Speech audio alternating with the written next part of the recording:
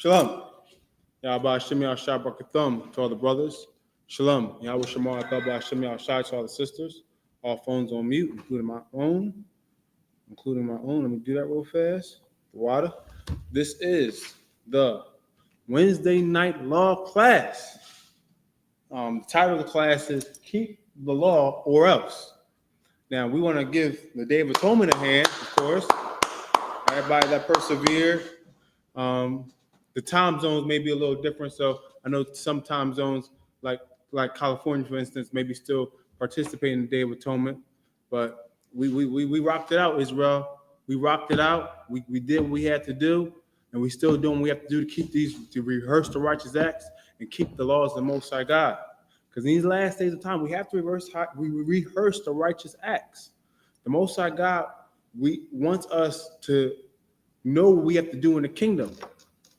Like, Christ is not coming back for sinners. He wants us to be perfect like our Father in heaven is perfect. He wants us to already know what we have to do. That's why we have to teach our people in these last days of time to get right and shed ourselves the world and bring us back into the Most High's marvelous light. But we got to keep these laws, man. Keep the laws of God, or else. What's that else?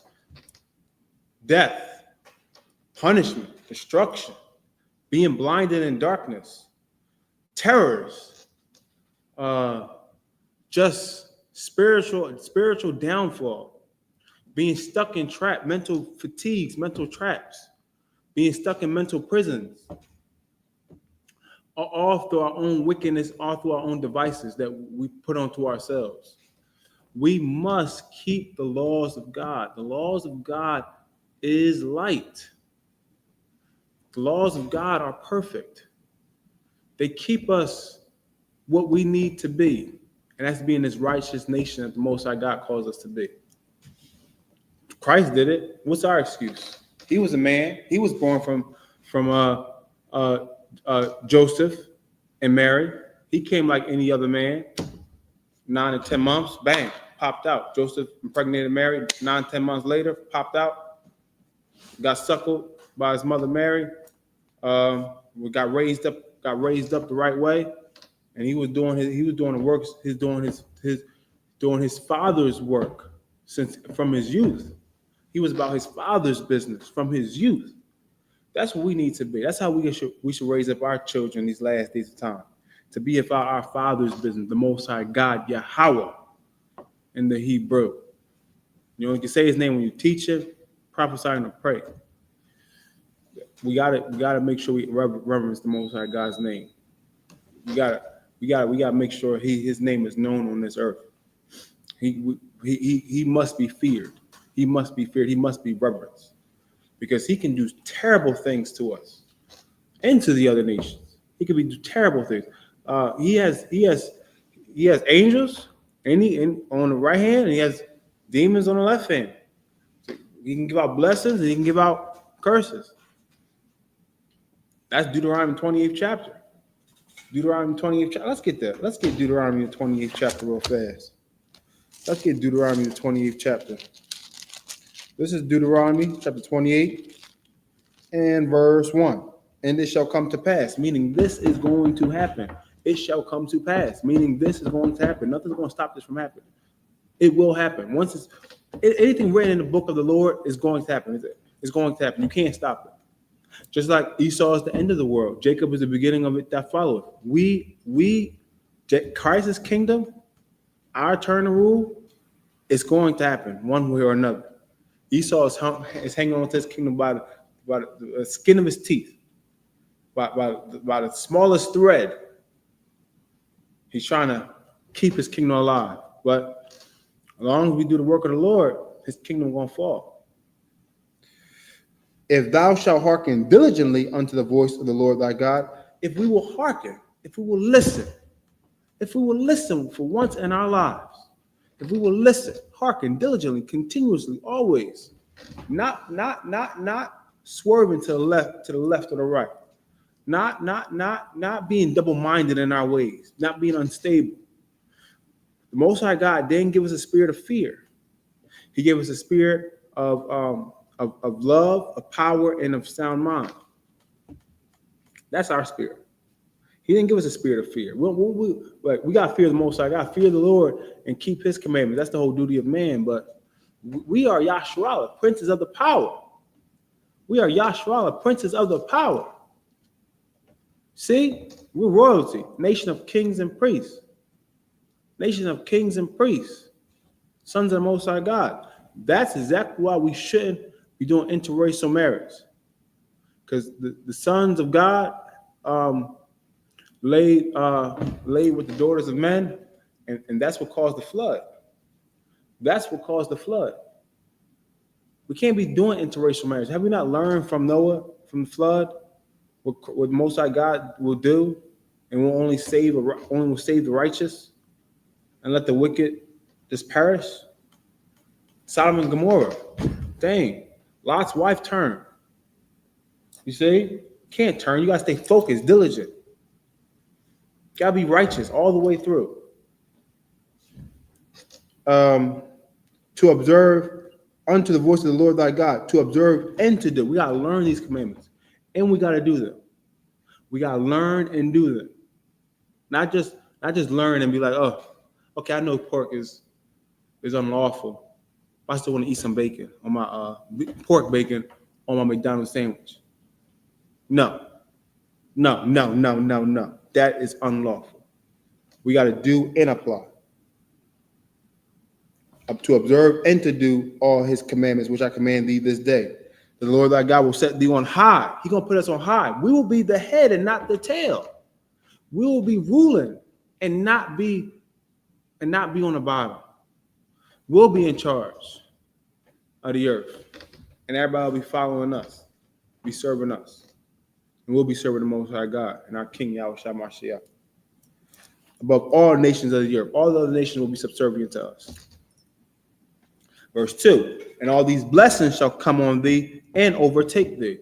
Then the Lord got a list of blessings for us all throughout Deuteronomy 28 chapter, verses 3 to 14. And these are rewards. Rewards, treasures that the Most High God will give us if we just hearken to His voice. And all these blessings shall come on thee and overtake thee. They will overtake us. We'll have too much. It'll be too abundant. We won't want to know what to do with ourselves, like a kid in a candy store, so to speak. If thou shalt hearken unto the voice of the Lord thy God, all we got to do is hearken, listen to the voice of the Most High God, and His voice come through His prophets, through His words, and in the book of the Bible, and through His prophets, and who are in the Israelite School of Universal Practical Knowledge under Command General YAHANNA. The priests, the servants of the Most High God, is in the I.S.U.P.K. Only the I.S.U.P.K. Zephaniah 2:1. Gather yourselves together, yea, gather together, O nation not desired. There should be no fake Israelite groups. The Christian church, we shouldn't be in the Christian church or Muslim mosque or in Buddhism or in Egyptology or any other false religions of the imaginations of man. They're the figment of man's imagination, those idols. They're vain. They can't help, hurt, can't do nothing for you. Eat, taste, walk. No, it's the Most High God is the living God. We need to keep His law, statutes, and commandments. But there's the other side. There's the other token, which we are experiencing in these last days of time. That's Deuteronomy 28, verse 15. But it shall come to pass. Meaning this will happen if we're going to fall away from hearkening to the Most High God's words. If we want to do what we want to do. If we think we have free choice, free will. We don't have free will. You either continue to do the right thing or you be punished. It's either you continue, stay steadfast and being righteous. That's your only choice, to stay being righteous or be punished. So there's no choice. We thought we had a choice. We did. We got played, and we lost our spot because of it. We lost our spot in the Garden of Eden because of it. Eve listened to the serpent. Adam listened to Eve. We lost our spot because of it. We got played because of it. But Christ fixed that mistake. He was perfect unto the end. And then He shed Himself. And then he laid down His life for us so we can be perfect to the end. So we have the opportunity to be perfect to the end as well. We got to live for Him because He's not here to live for Himself. Because He died for us. He's up there with the Most High God on the right hand, waiting for us to get right. So let's do him proud. Let's do our big brother proud, our king proud, Yahweh Shamashiach. And let's do the Most High God, our Father, proud as well. But it shall come to pass, if thou wilt not hearken unto the voice of the Lord thy God, to observe to do all his commandments and his statutes, which I command thee this day. So this is the other hand. If we don't want to listen, if we want to do what we want to do, if we say, forget what those guys on the corner are saying. I can do bad all by myself. What else? I don't got time for that book. I don't got time to hear those words. I need to get this money. I need to get this paper. I need to get this cheddar. I need to do this, and the third. I got responsibilities to take care of. I don't got time for that foolishness. Even though the foolishness of preaching, my people will be saved. Paraphrasing. What is it? The simple shall confound the wise. That's also in there, paraphrasing, of course. But we need to keep these laws because this is going to happen. All these curses shall come upon thee and overtake thee. All these punishments.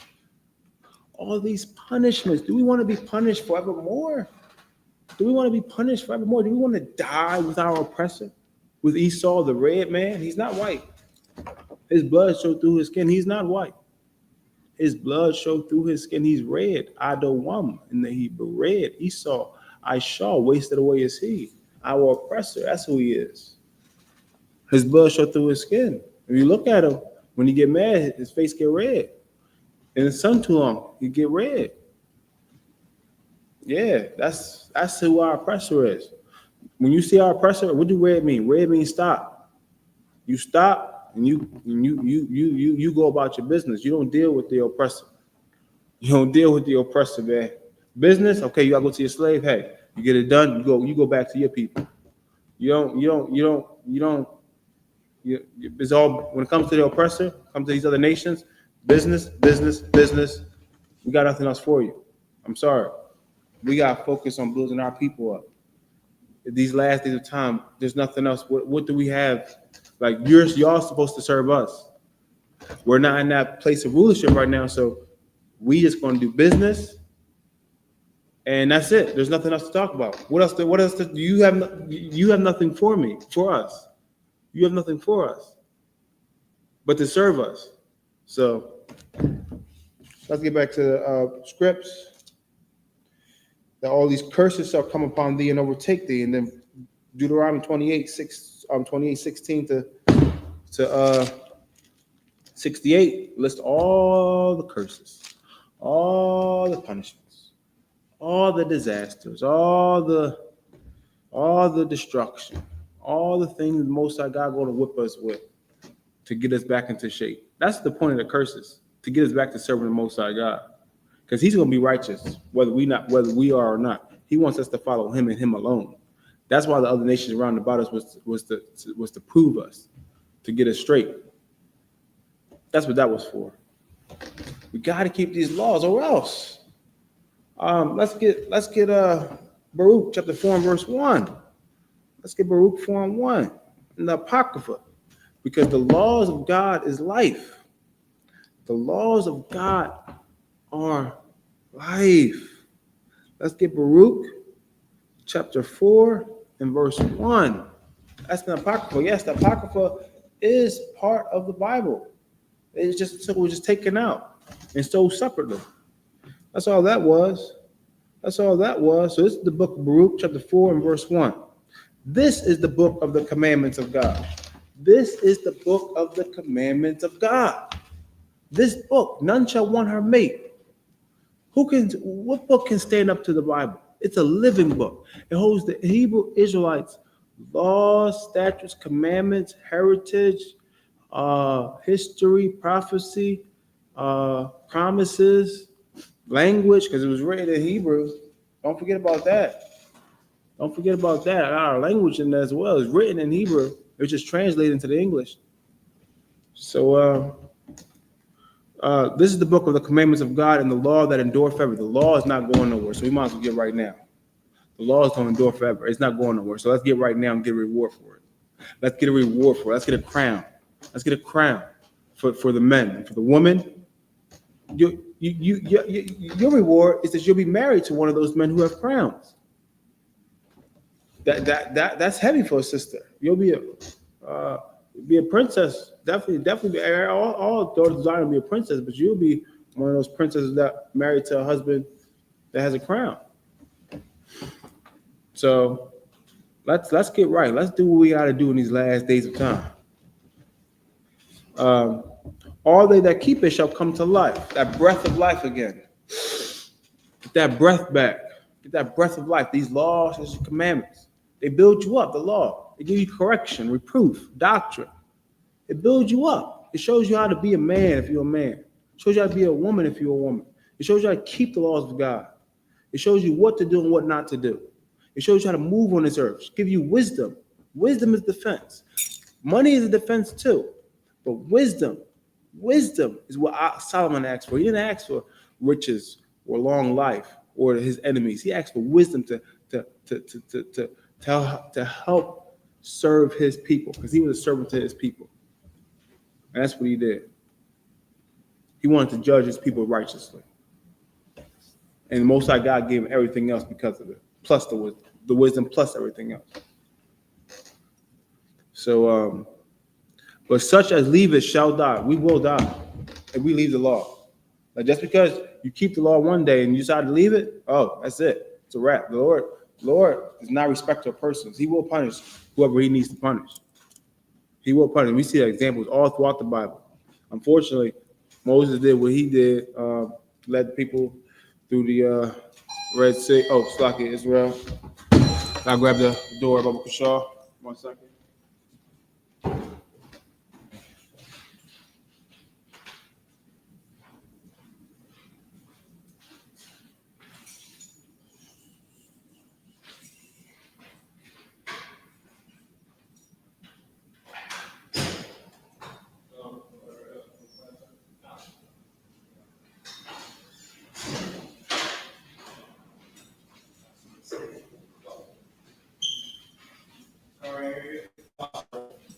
We're live, sir.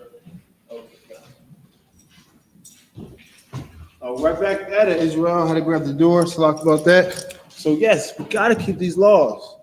We gotta keep these laws. But such as leave it shall die. Such as leave it shall die.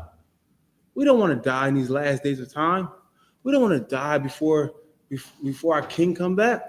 We don't want to die a horrible death. So let's do what the Lord called us to do. Be that righteous nation that the Lord called us to be. Now our King, yes, our King Yahushua Mashiach is coming back. And we gotta be ready for his return. We gotta be ready for his return. Like he said it himself, like he is on his way back and he's coming quickly. He said he's coming quickly. This is Revelation chapter 22 and verse 12. And behold, I come quickly. And this verse is written in red. As you can see, they're written in red. You probably can't see some red, but not specifically the verses. Revelation 22 and 12. You see in your own red letter Bible that has the red words in it. That means Christ is speaking. And this is Revelation 22 and 12. It's written in red. That means Christ is speaking. And behold, I come quickly. He said he come quickly. Christ is coming back quickly as a thief in the night. As a thief in the night. He's gonna catch us unawares. The day of the Lord. It's gonna be very dark though. Very dark. We shouldn't hope for the day of the Lord, because what it is for us. What it is for us. Like we don't know we're gonna make it on those chariots. We got work to do now. It's not guaranteed. Like the Lord is not a respecter of persons. He will, like, we have to earn, we have to really work in these last days of time. And my reward is with me to give every man according as his work shall be. So whatever work we put in, that's what we're gonna receive. Whether it's gold, silver, bronze, hay, stubble, wood, whatever, and then the fire going to purify whatever it needs to purify. So we need to make sure we doing what we need to do, be the best version that we can be to make sure we make it on those chariots and make sure we don't get destroy with our oppressors. Destroy with our oppressors. Because we don't want to be destroyed with our oppressors, do we? Do we want to be destroyed with our oppressors? Let's get let me say Matthew. You want to take it? Yeah. You ready right now? Yeah, I'm ready right now. All right, I'm gonna pass the class over to Precinct Officer Marah, 5,000.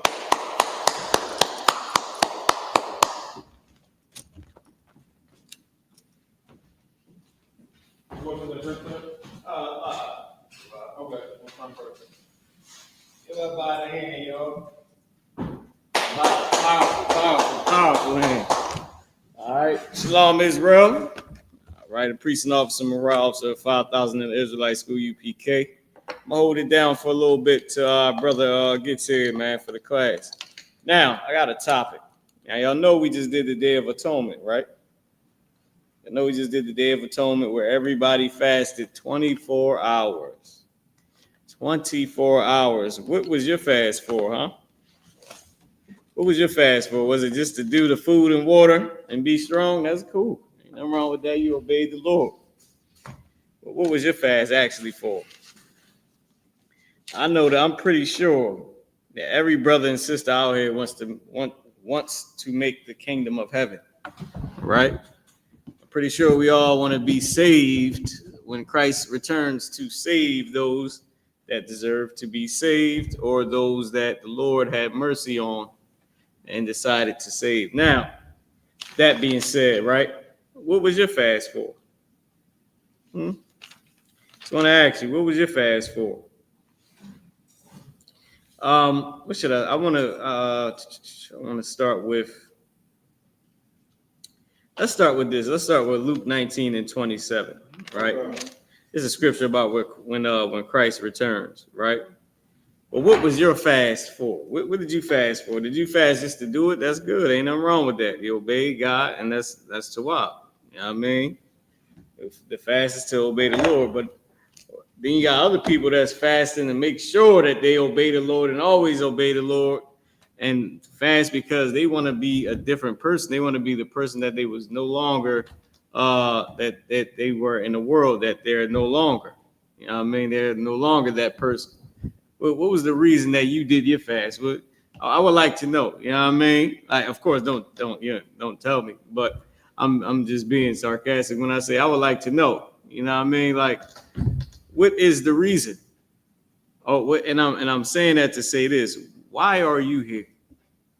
Right. Are you here because it benefits you, or are you here because this is the home of the truth? Are you here because you believe that we speaking the truth and you like the brothers and sisters here, but other people got the truth? What is your reason?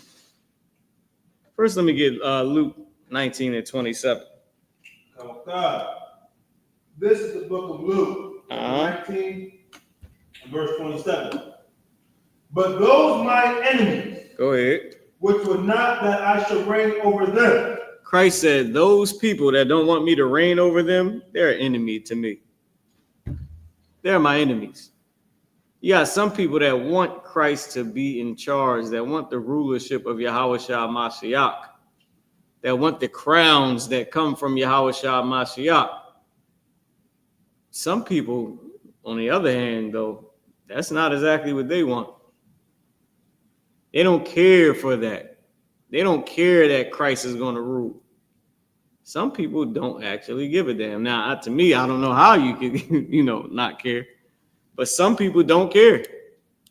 And then you have others. You got others that do care, like the men and women who watch these classes, man, the children that watch these classes.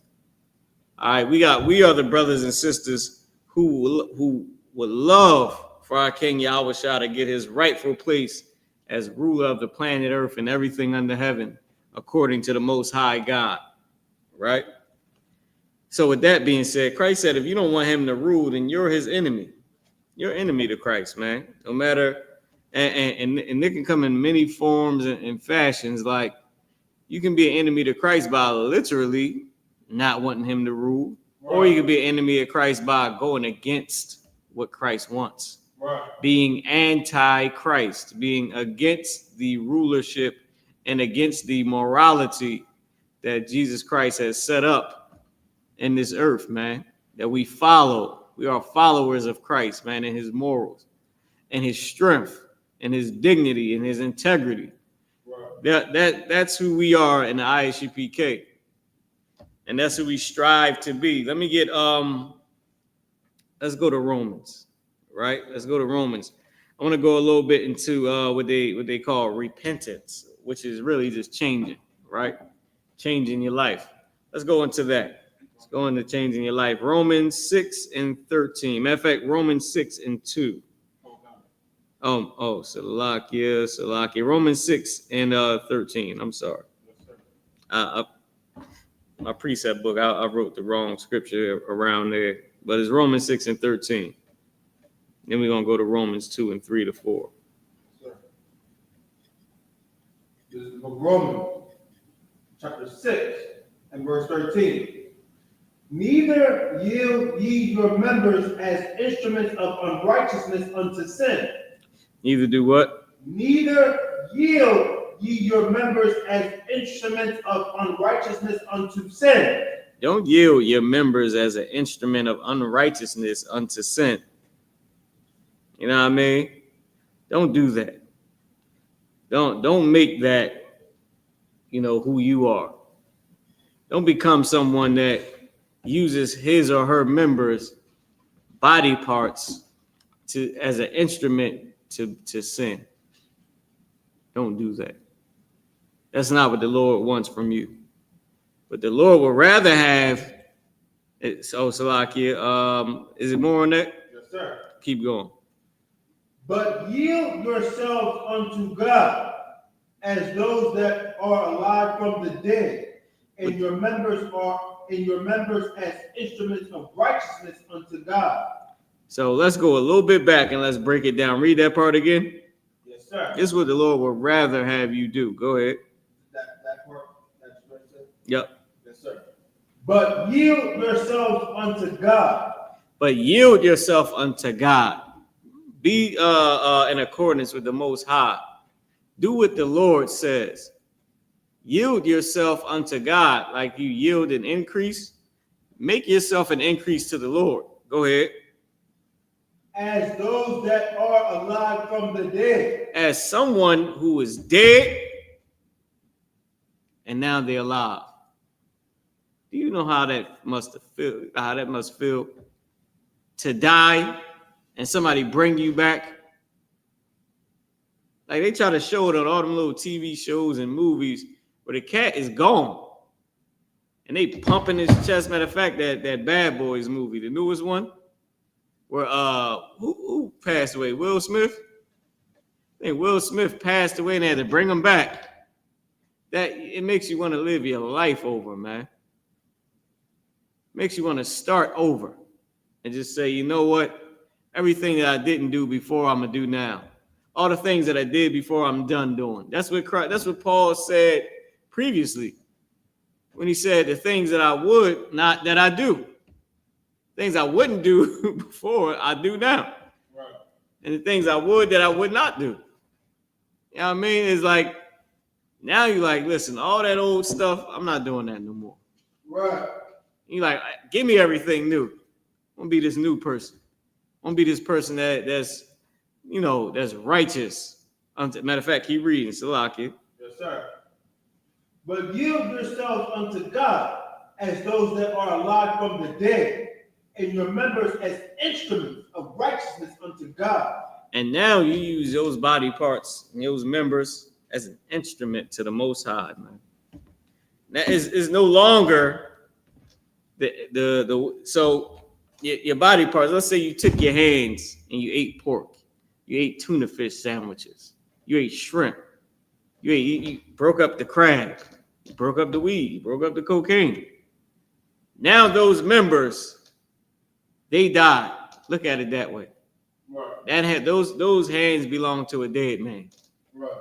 But the Lord renewed you. Now you back to life and you got new hands.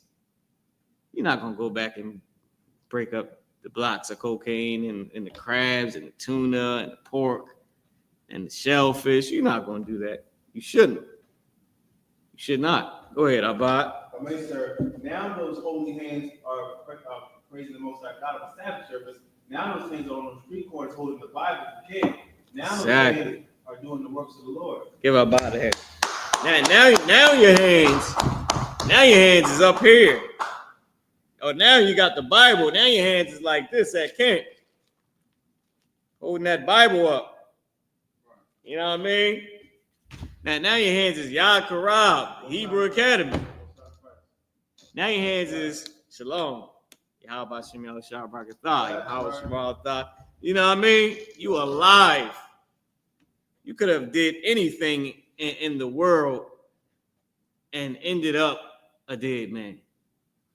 You could have did anything. You could have went to work, sisters, and never came back. Could have went to school and never came back again. But yet you here. You could have got shot on that in that shootout that you forgot about. You forgot you was in a shootout and almost died. You could have died. The Lord brought you back. Lord saved you here. You could have died when your lungs collapsed. You could have died when you had diabetes. You could have died when you had the heart attack. You could have died from cancer. You could have died from everything. You could have died from just simply staying in the house. You should have went outside that day, but your house caught on fire. You could have died. Could have been unalived. But yet you are one West I.S.U.P.K, soldier or sister. Use your members to repent, to change, to be brand new, and now serve the Most High God. Right. Give me another. So let's go to Romans 2 and 3 to 4. Yes, sir.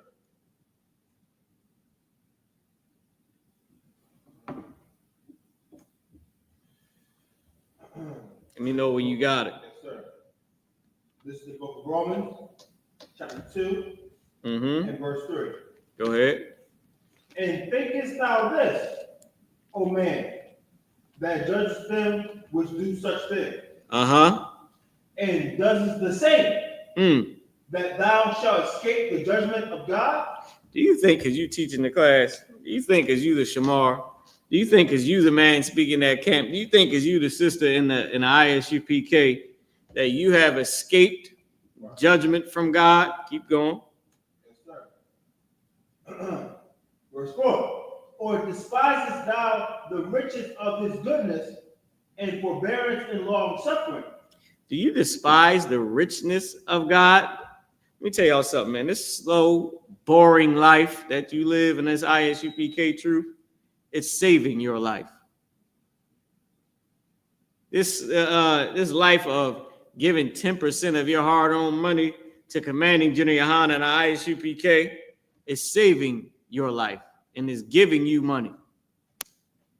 Do you despise the richness of God and the forbearance of God? The fact that we don't go and just punch beat the brakes off of somebody that pisses us off, man.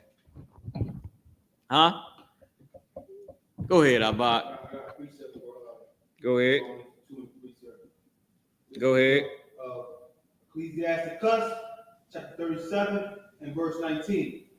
There is one that is wise and teaches many, and yet is unprofitable to himself. Brother, there you have it.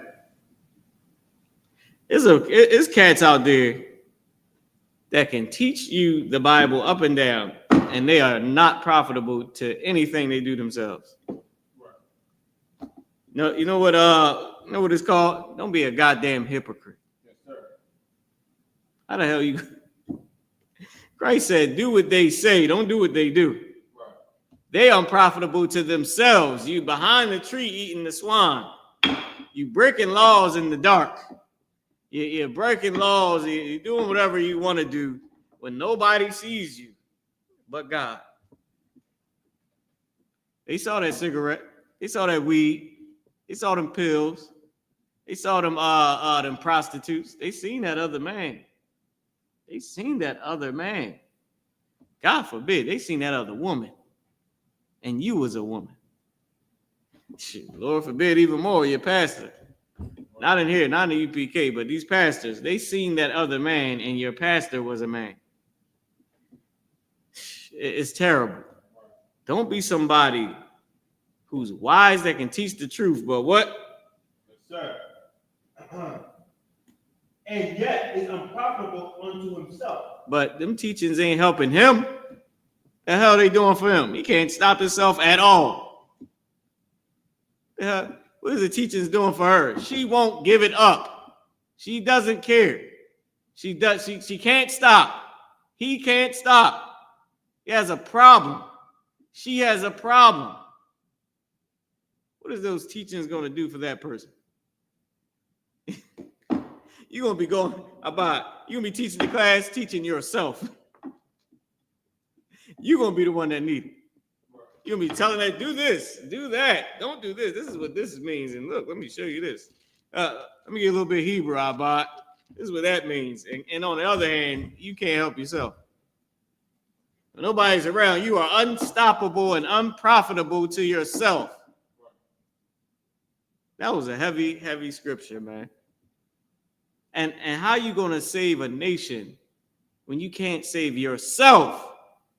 Give me this precept if you can find it. I'll try to find it. Which, if you can't take care of your own household. Yes, sir. I'm saying take care, but I believe it says, where it talks about how a good leader, his household is in order, man. That's how you can tell. You got to start with your own household. A good leader, his household is in order.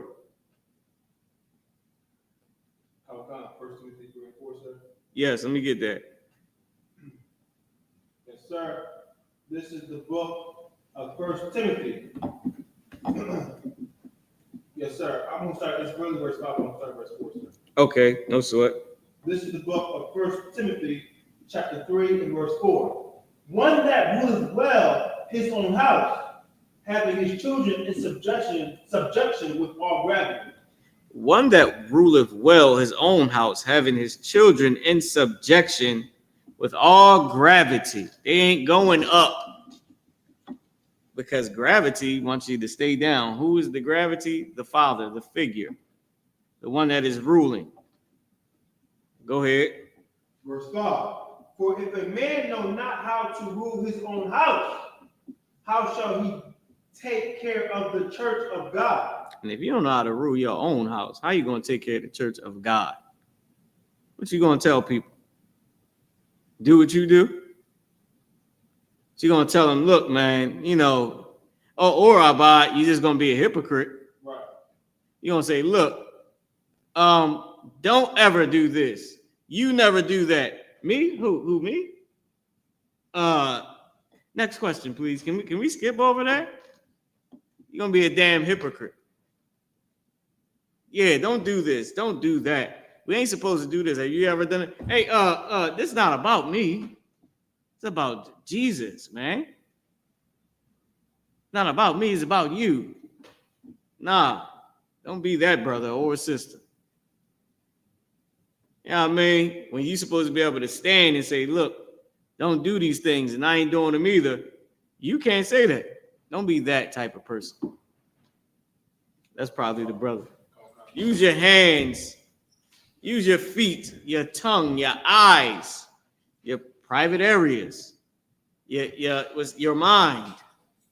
Use everything, all your members to serve God and not to serve yourself, man. Because serving yourself will end you up in sin. And sin leadeth to death. It leadeth to being unalived. That's what it leads to. You sin, it leads you to being unalived.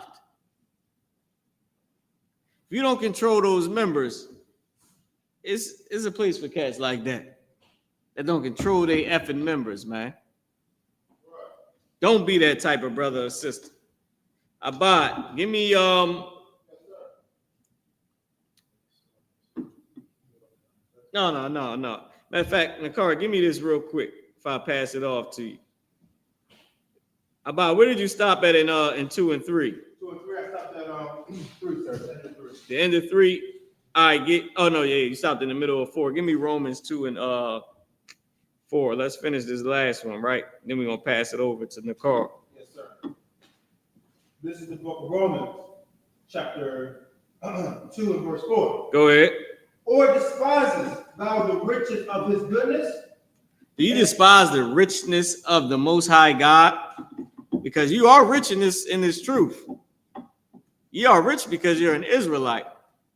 Yeah, this boring ASS life that you live, it might not be fast enough for you. You fast ASS broad, or you damn silly brother. But this is saving your life. Keep going. And forbearance. And forbearance. The fact that we are forbear on some things, which means we'll hold back. We'll hold off. We'll be like, you know what? I'll take low on this. Right. Let's not go all the way there. Or we'll say, nah, we ain't going to get into that today. Or we forbear. We ain't indulging in every damn thing. Right. Like these damn silly, supposed to be role model superstars out there getting in all type. Man, listen, leading our kids down a path of just stupidity. Right. The fact we know what a Molly is, we don't know what a Molly is. Right.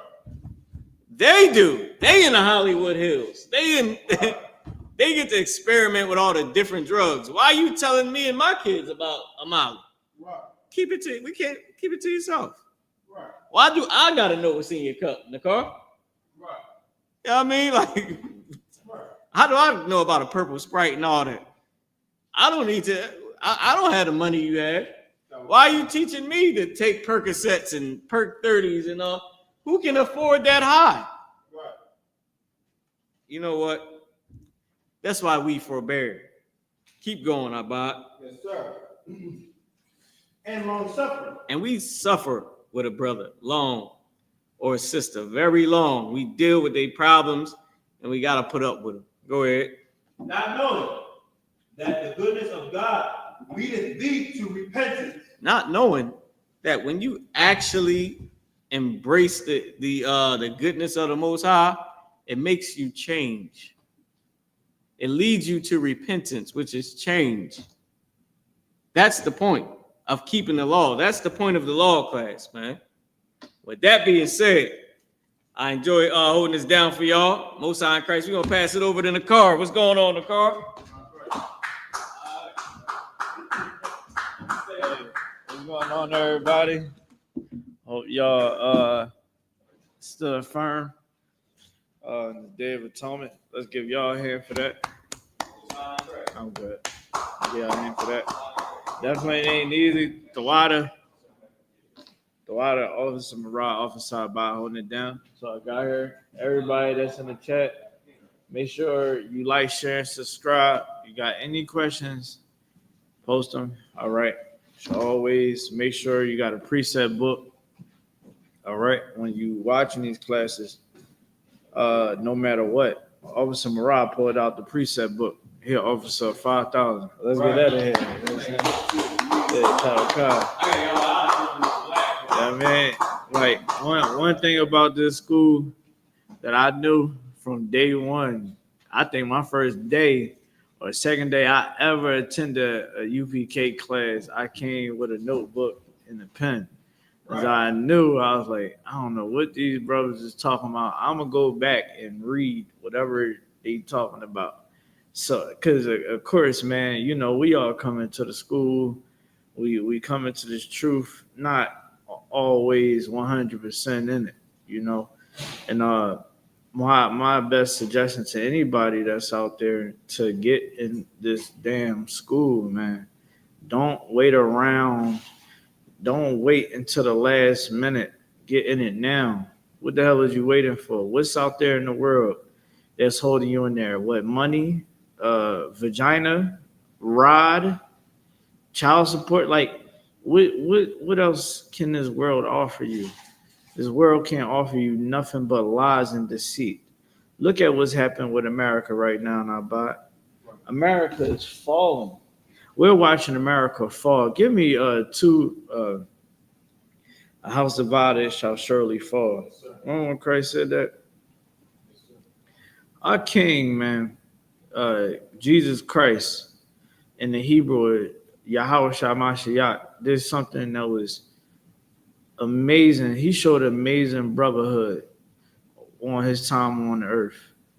And this is why here in I.S.U.P.K, we teach this truth day in and day out.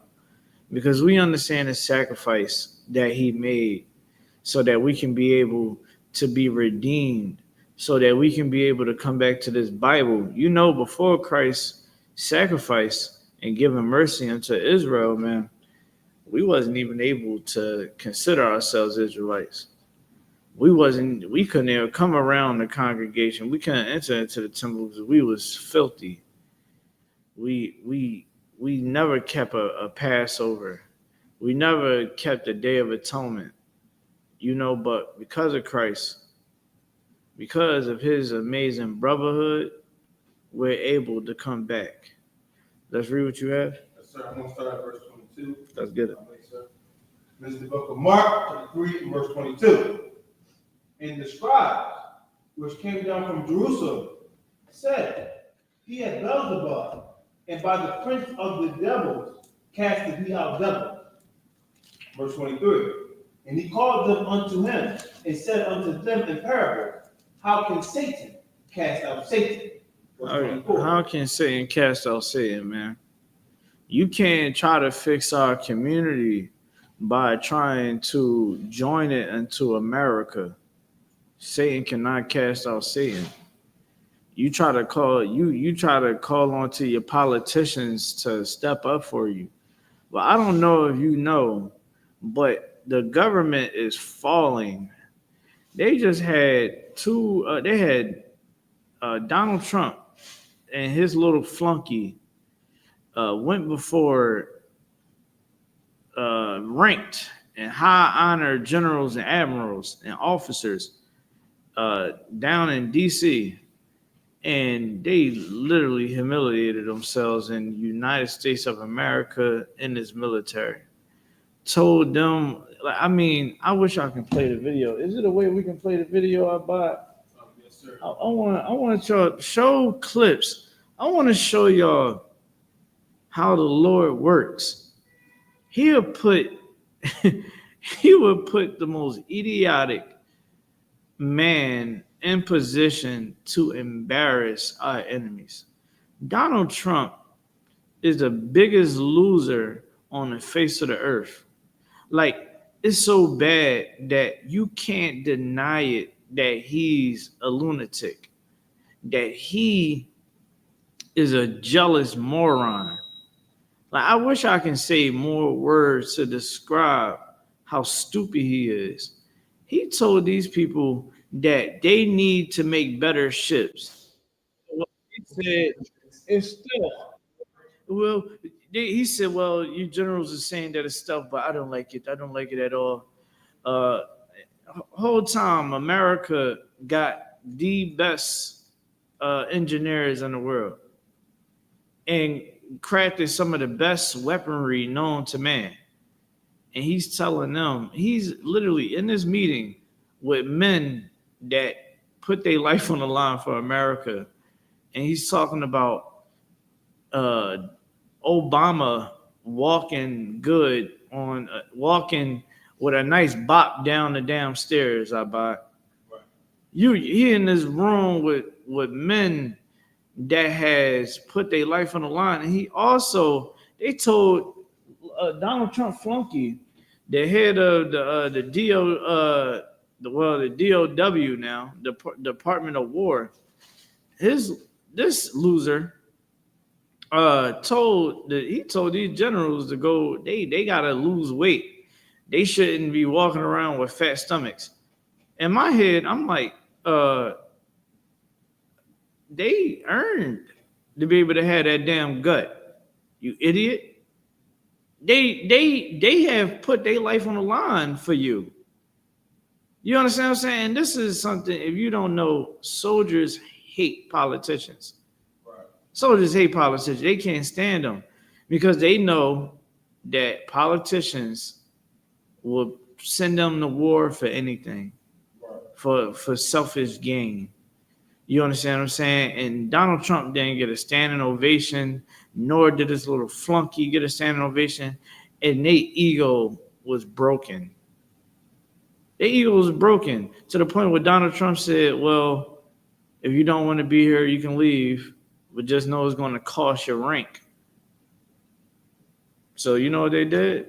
None of them applauded, not a single one. Not a single one. And that should show everybody, if you Black, Hispanic, Native American, that this country is falling, man. Barakataya wa Yahweh Shah, man.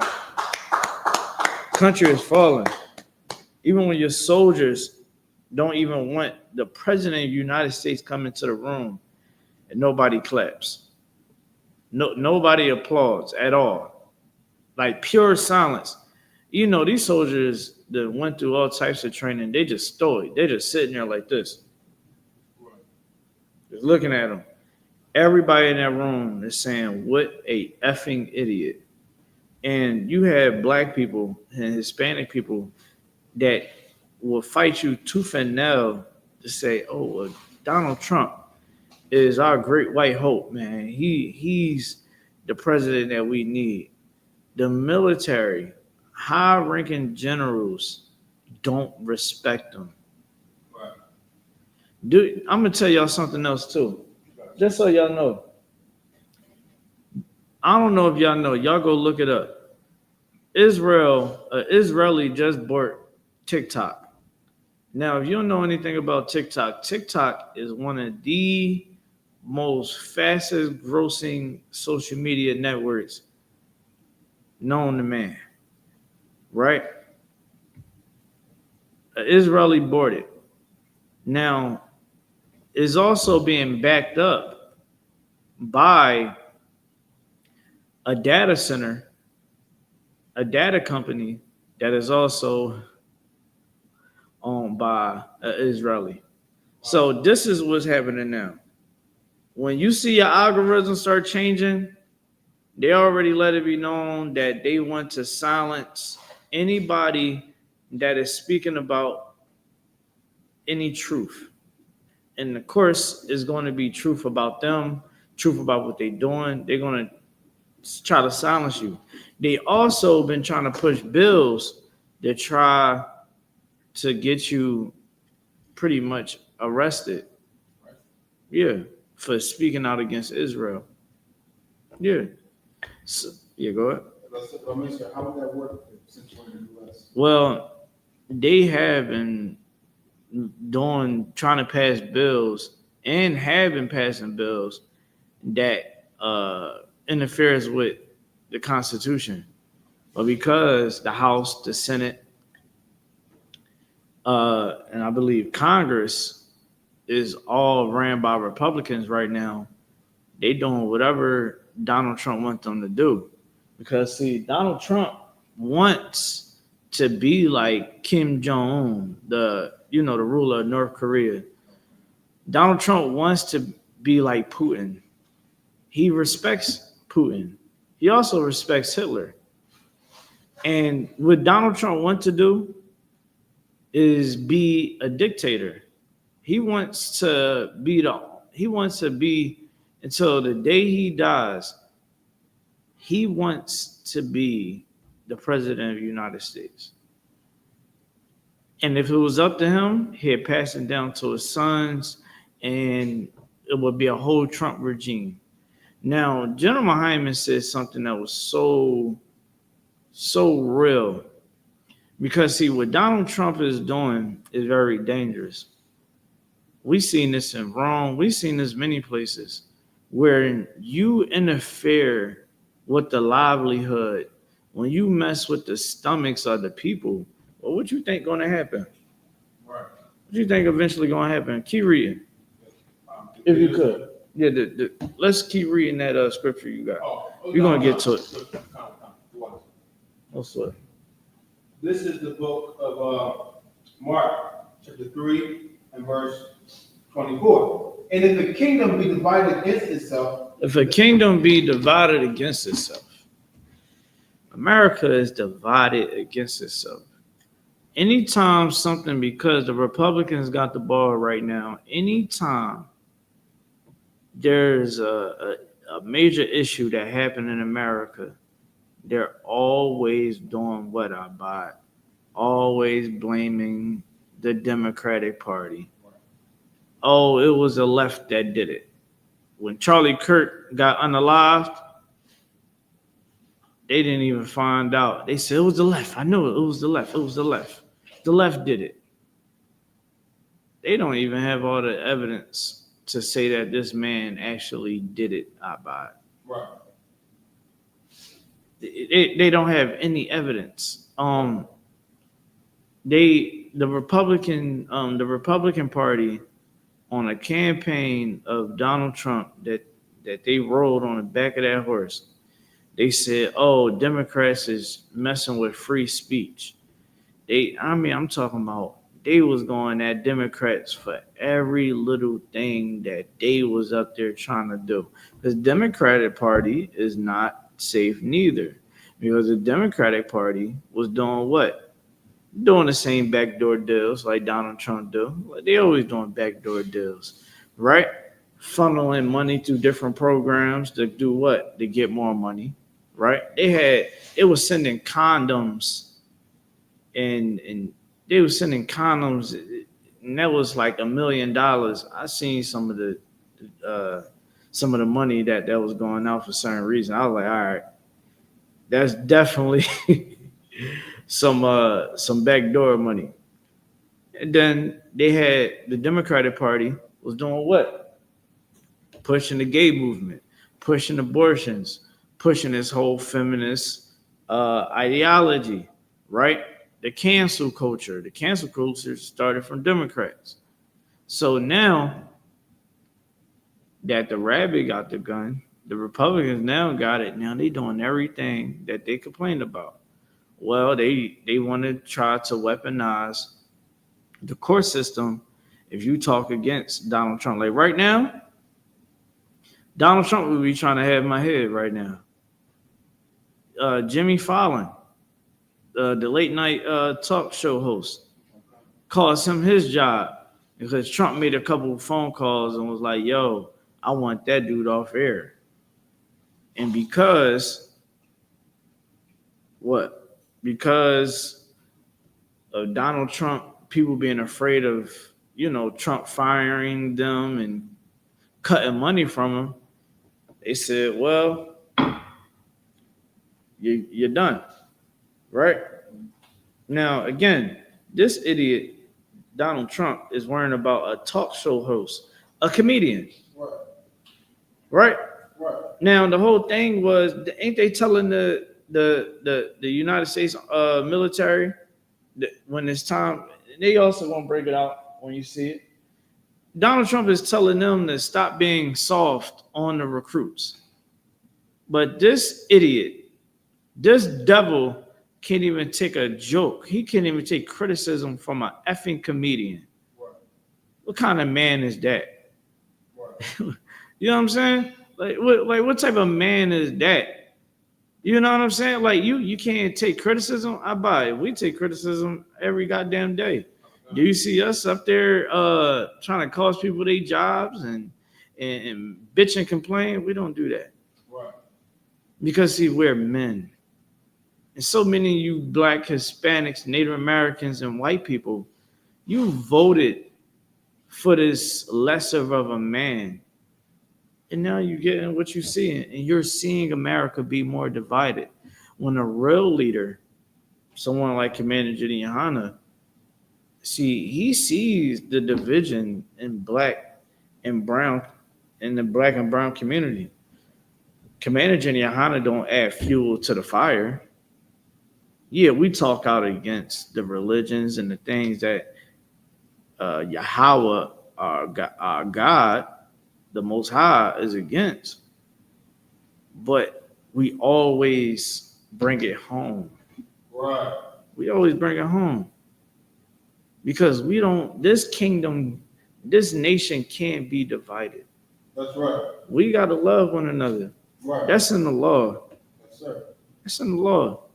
It's easier to love somebody than to hate them. Right. You know what I'm saying? Like, it takes more energy for me to hate you.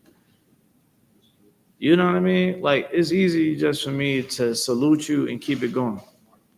Go ahead. My main sir was having what you bring out because it is easier for you to love someone than hate someone because the consequence of hating someone is way harsher than the benefits of loving Yeah. someone. Yeah, imagine, you got a brother, right? Let, let me bring it to the world perspective. Imagine that devil that unalived Charlie Kirk would have had some kind of compassion because, okay, y'all don't have the same political views, but y'all can still be brothers, right? You're both white. You should have an understanding that you're both are brothers. But this is what Donald Trump produces.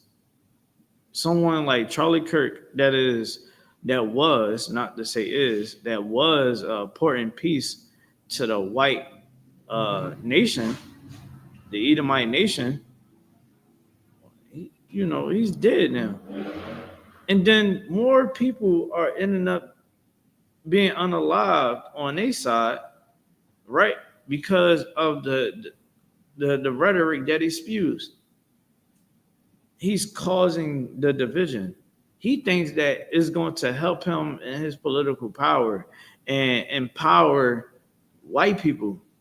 But really what it's going to do is it's going to show a major stain in America and is going to evolve. How many times we have seen this about where we have seen beefs in the neighborhood or in the world, in our world, in the black and brown world, evolve into some other shit. Right. Think about it. One fist fight after school will end up 20 people dead on each side. Right. You go look at those stories that happens in Chicago. Go look at the stories. Go ahead. Because sir, that fist fight could have just happened over a step in the shoes. Yeah, step on the shoes. You know what I mean? Being emotional like Donald Trump can't take a joke. So now you want to fight because you're so heartbroken and you're so full of vagina energy. So now you gotta fight instead of you just loving that brother. And Donald Trump produces hatred. This is why white America, you're gonna fall. Because your kingdom is divided. Right. Your kingdom is divided. Should be no reason why just because I want health insurance, free health insurance, and you want, I don't know, what do Republicans want? You a millionaire, you want taxes to be lower for you. We shouldn't hate one another. 1 second, y'all. Hey, what's going on?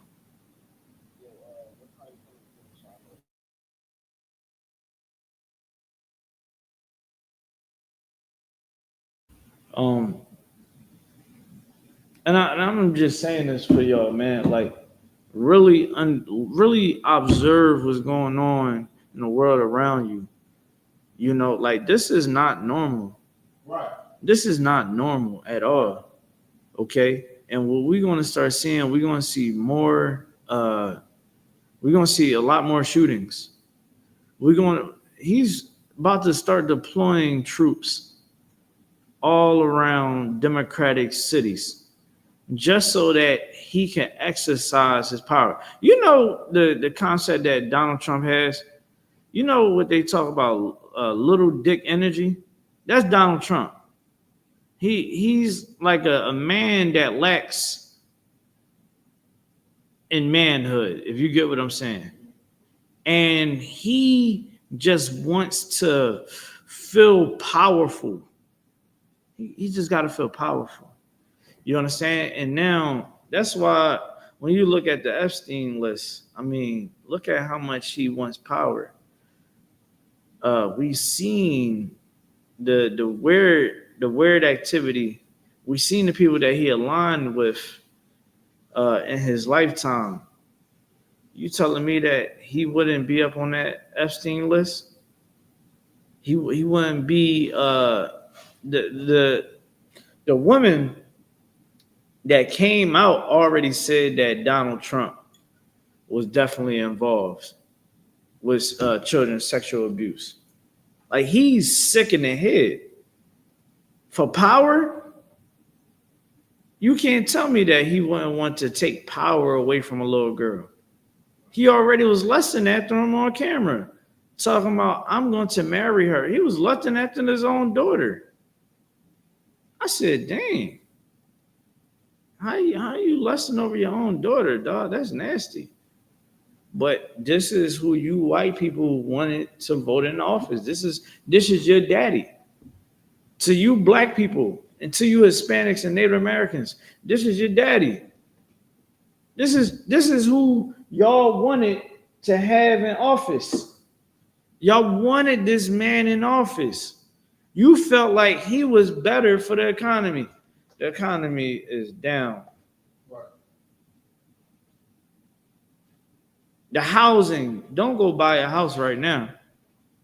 I'm trying to buy me a house. I don't think I'm gonna do it just yet. I might gotta wait another year or two. Because the housing market is trash right now. Tariffs is up to the roof. He threatened it for 100% on tariffs, meaning that all these companies out here is going to be struggling even more. And a lot of companies is filing for bankruptcy as we speak. A lot of these farmers are filing for bankruptcy because he's throwing away all the help. So if the farmers can't produce at the level and meet their quotas, how the hell you think that America is going to thrive? You're going to lose money. And what's that going to do? Up the price of food. So to all you people out there that thought that Donald Trump was the best thing, what's happening right now? Huh? What's happening right now? This country is divided. This country is divided. Like Christ said, man. Let's finish that scripture. We're going to go to that. Yeah. Sir.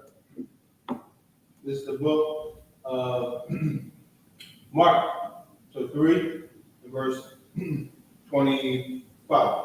And if a house be divided against itself, that house cannot stand. Verse 26. And if Satan rise up against himself and be divided, he cannot stand, but have an end. Listen, man, that just goes to show you that it's bound to happen. Let's watch this video though. Hey, y'all, thank y'all, all y'all at home, man. Thank y'all for tuning in, man. I see everybody that's online. You know what I mean? Listen, I'm gonna give y'all the game. I'm gonna show y'all. Listen, go if you wanna. I advise y'all to watch Black Watch Commander Jenny YAHANNA every Monday. Go watch them tapes. Even if you can't watch it live, go back and watch it. Because Commander Jenny YAHANNA is breaking down some real. And reach out to Commander Jenny YAHANNA. If you got any questions, you want him to speak on certain topics, reach out to him.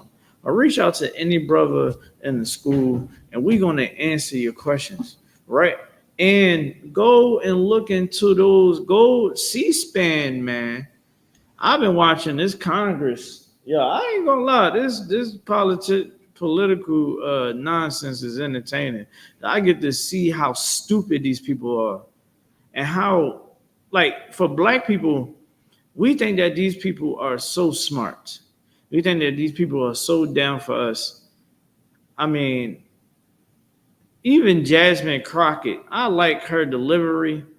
I think she's a very intelligent sister, but it's things that I hear that she talks about, and I'm like, sister, what the hell do you think that's going to benefit me? Gun reform. You telling me that now you want to take away, I'm black. This shit go down, I'm going to need my guns. Right. I don't need y'all trying to tell me I got to have this amount of bullets, I got to do this. No. Don't listen. Focus on white supremacy. Kneel in on that. Right. And promote the I.S.U.P.K You understand? To higher offices in this damn country so that we can help our people. That's what these black and brown politicians should be saying. You want to see some real change in the communities? You want to make Donald Trump even look even more stupider, trying to bring soldiers in? Bring the I.S.U.P.K in. Right. And we'll show you how we can bring our people together because we doing it. But goddamn, you give us some of that money that I see that y'all be getting that money. Give us some of that money and watch what we do, man. Let's watch the tape. Yes, sir. About What an they say, unprecedented what they mess. say, Little Rascals. Hold on. It said, "Give me your money." Hey, y'all, if y'all too young to remember that Little Rascals, the joint back in the day, it was like, "We need your money. Give me your money." Politicians need to get that money over. You understand? Stop spending money going on these luxurious trips, man. Give a 25% of that damn trip money that they be using. I'm trying to tell you, we can get acres of land. You understand? We can employ so many people, so many of our people with just 25% of that goddamn budget that they be having. And I'm trying to tell you how I seen it. It said millions of dollars to send condoms to Bangladesh or something like that. A lot of you not. You go look it up. Even what's his name? The cokehead, the crackhead dude, Elon Musk. Even Elon Musk was like 32 million, $300 million just for condoms. Yeah, they cover up. But let's keep going. Let's watch this tape. Yeah, let's go. I remember in one class where it said all the billionaires were to become millionaires world hunger. Yeah, there was a drop down to millionaires and donate all those millions to the world. It would cure world hunger. You know what I'm saying, and for generations. And I'm glad that you said that because this is why here in I.S.U.P.K we teach these classes and we push this truth. Like we was going over the other week. I remember we was talking about how in the law where it says you can't, if you are a farmer, you have land, you grow crops, you got a vineyard, and you got fruit that's on the outside and vegetables on the outside of your field, your garden. Don't gather that fruit and vegetables. Leave that for the people that's traveling. You know what I mean? They might be a little hungry. Uh, you know, for somebody that's just homeless, they don't got it like that. You get what I'm saying? A single mother, she a widow. She out there got to take care of her damn kids. Well, she coming past to get those apples and grapes and bananas, whatever you got on the outskirts, man. And it just showed us how to be human. Right. The Bible teaches us how to be human, not to be animalistic. And I've seen so many people get the money and change. And that's one thing that I love about being in a school where you can get success, in this world and not lose yourself. Right. You get what I'm saying? Like, just a quick sidebar, man. Like, I'm ever moving up a little bit more in corporate America, and I was just like, I caught that demon. I was like, oh, okay, I see what people be going through. And I'm thankful that I got brothers like you. I'm grateful that I got my niggas in this goddamn school, man.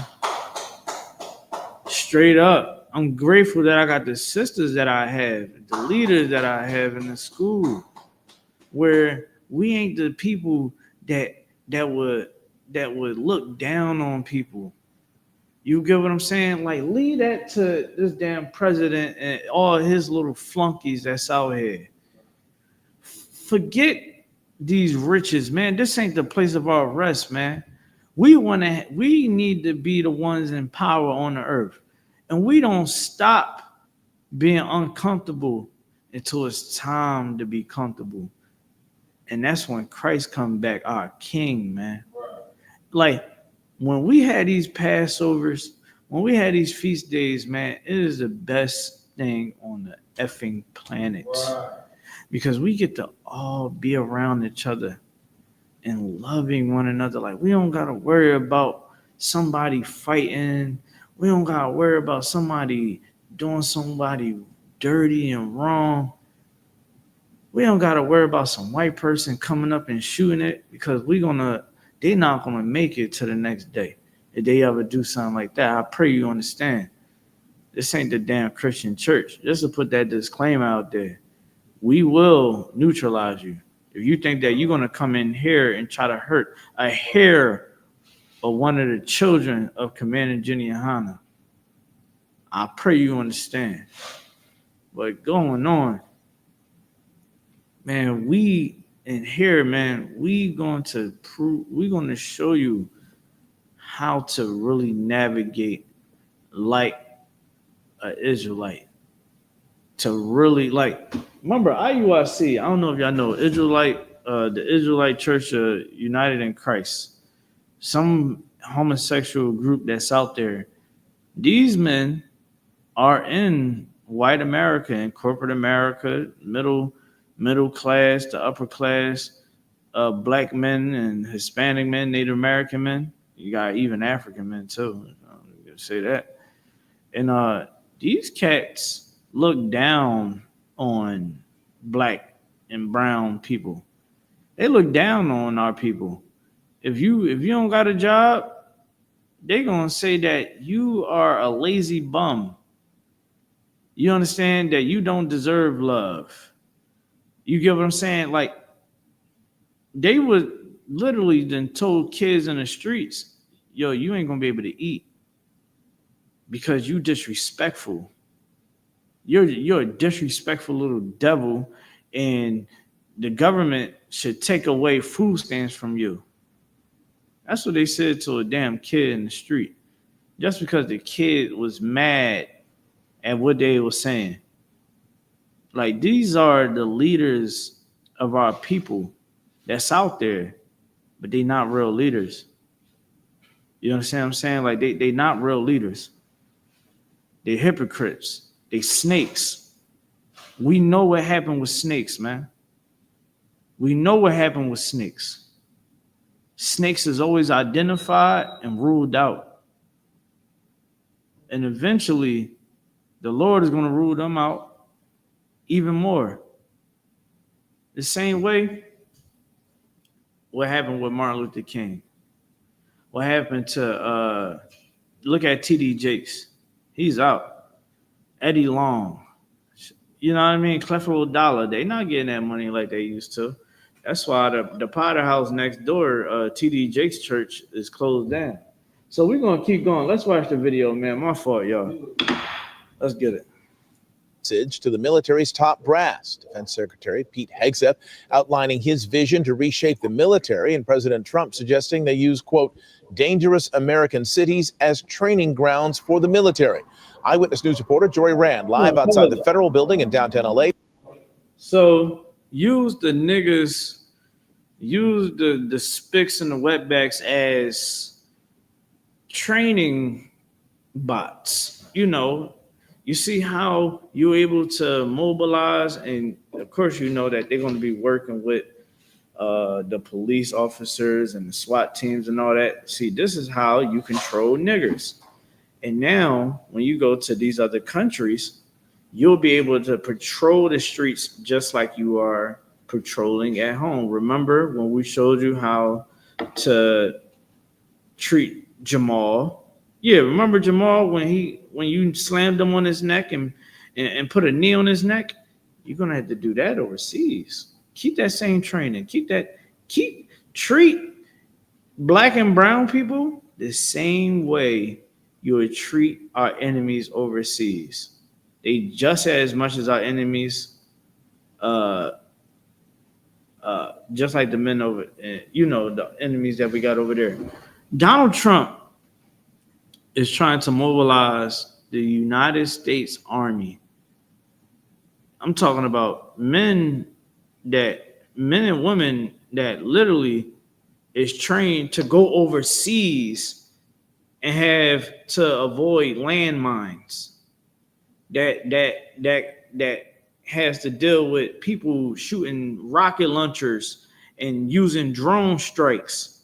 You know how crazy how insane being overseas in war is? Those brothers and sisters don't got PTSD for no reason. You can't even go. Some nights you might not even go to sleep. You up for like 22 hours in a day, because if you sleep, it might be your last time. It might be your last sleep. You might have to go for that long sleep. You wake up, drone strike, boom. You get what I'm saying? Like, these men and women, they train to go against that. To go against civilians, well, you got the National Guard. You have the police. You have SWAT. I don't know if y'all know, there's a lot of task forces in in certain, I don't know how to say it, certain forces that they utilize for this country. The National Guard come in, good night. You know what I'm saying? Something didn't happen. Remember, we seen that during the George Floyd riots. So I say all that to say this. What Donald Trump is doing is trying to show the military how to patrol a city, right? And in the past, when America went into Iraq, they had the NYPD come. Hold on. They had the NYPD come overseas and show them how to patrol, because the NYPD is so notorious for being a brutal police force. Well, they wanted American troops to be able to patrol the same way and get the training just like the NYPD does. So when he says that, just understand that he knows that America gets training from top police forces so that they can be able to patrol other cities. Let's read what you got. Let's go to the. Okay. With their message and how California leaders are responding. Jory. Yeah, well, Mark, we have some experience with this kind of thing here in Los Angeles. We're outside the federal complex and the loading docks. This was the nexus of some of the violence we saw this summer that culminated with President Trump sending federal troops here to the streets of Los Angeles. He has since sent troops to other American cities, and it has raised a lot of concern about where he is going with this. Today, he said there's an invasion from within in the United States, and the U.S. military should train their forces against U.S. citizens. He said this in front of 800 generals and admirals summoned to Quantico, Virginia by the U.S. Secretary of Defense.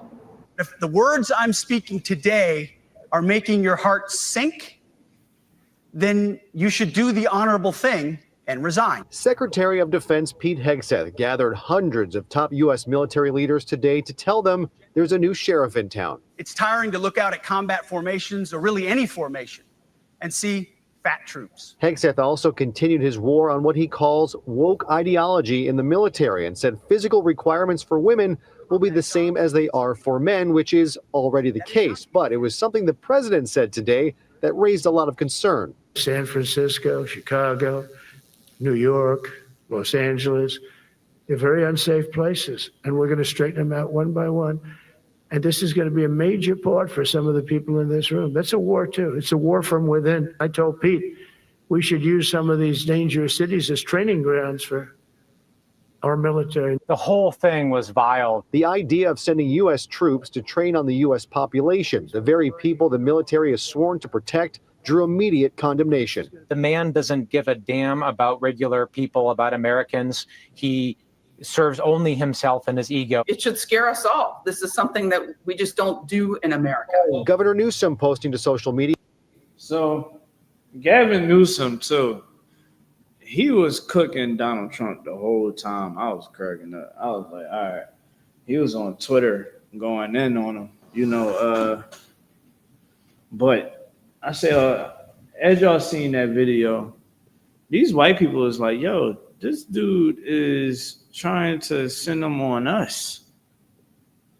Like, they know, these white people know that it's going to be definitely sick on us. But they like, yo, we can be caught in the crossfire. Right. Like, yo, what's up with them?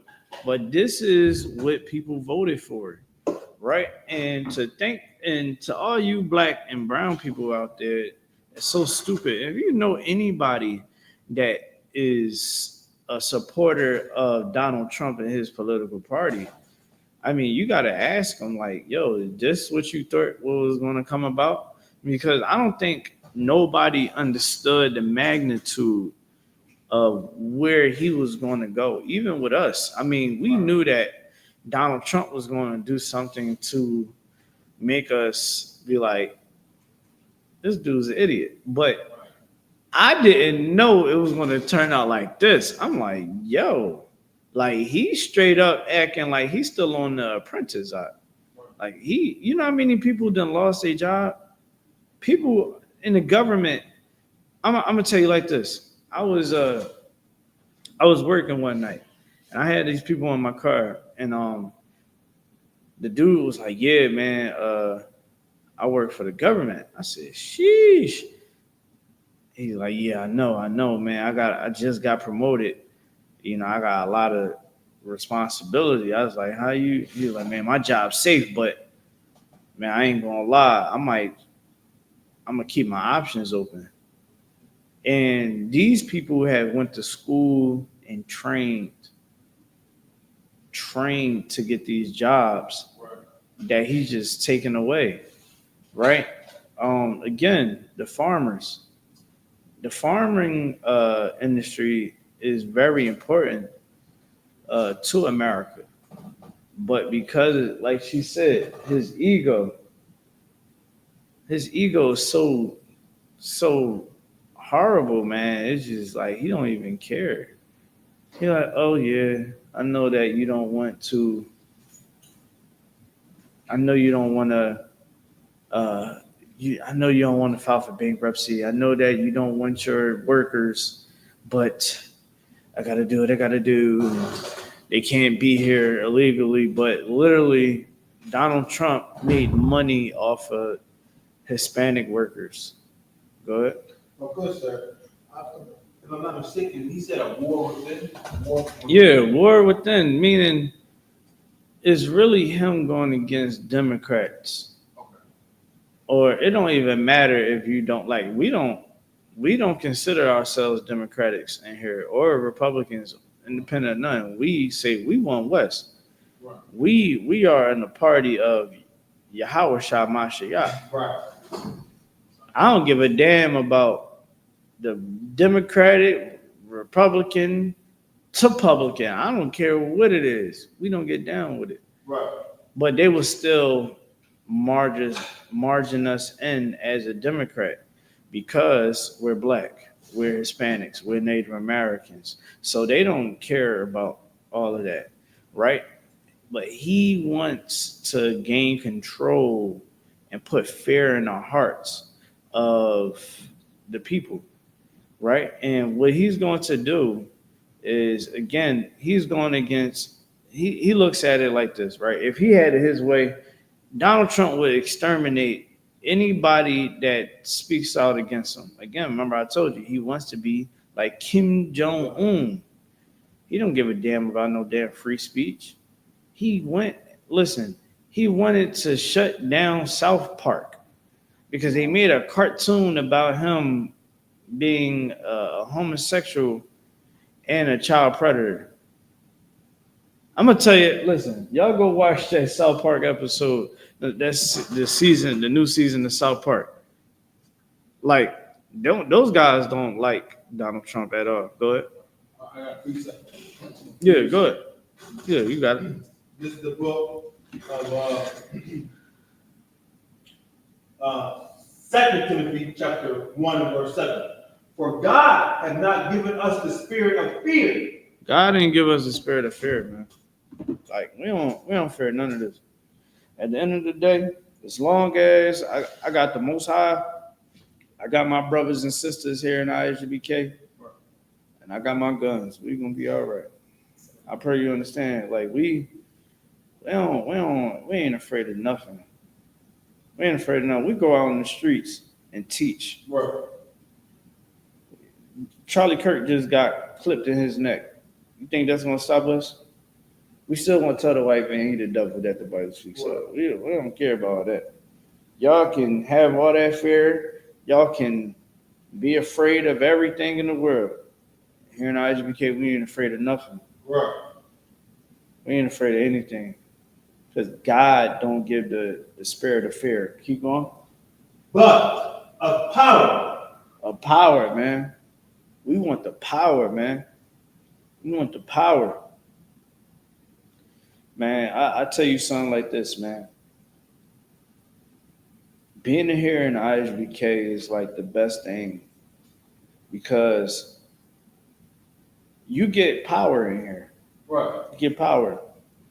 And you learn how not to abuse it. Right.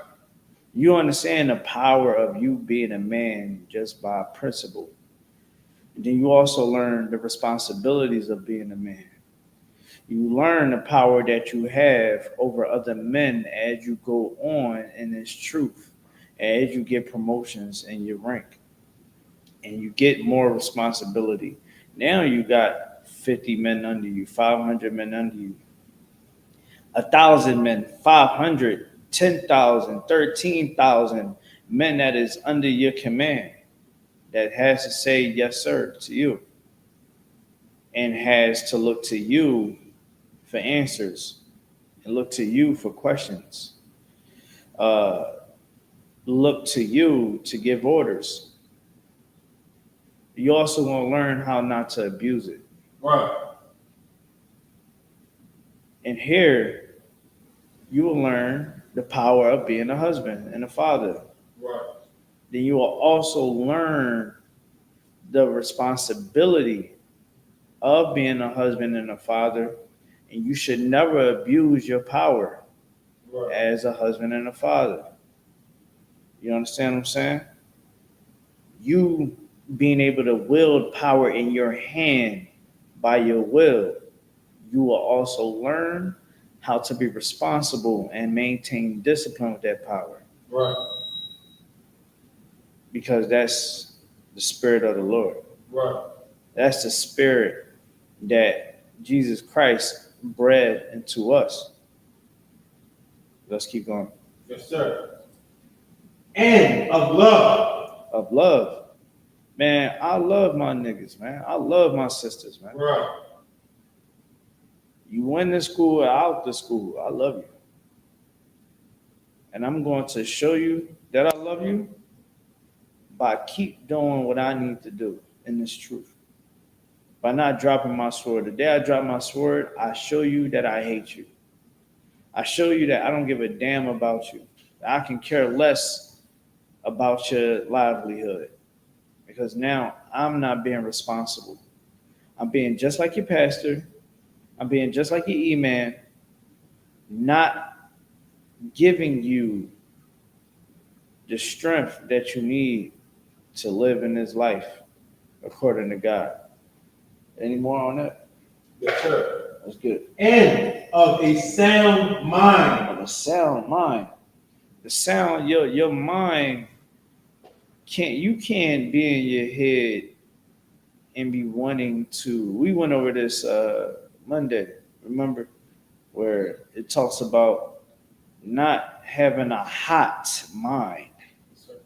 You can't be a person that's full of rage and it consumes you. It consumes you. You thinking about killing this nigga. I'm gonna kill that nigga. Wait till I see that nigga. I remember Not so long ago, I wanted to hurt somebody bad. I said, wait till I see this nigga. He gonna have to say, I'm talking, I'm tweaking in my head out. And that little voice in my head was like, nigga, you out your damn mind. What the hell are you talking about, man? What are you doing? Nigga, you're a grown ass man. You got responsibilities. You ain't that old man no more. Get over it, nigga. Get over it. Maintain discipline, not. Wouldn't you tell a brother that? Wouldn't you tell another brother to maintain, but then you do it. Right. I think that probably was Gentleman Hyman in my head, like always. But I listened to it and I let it go. Right. I forgave the brother. And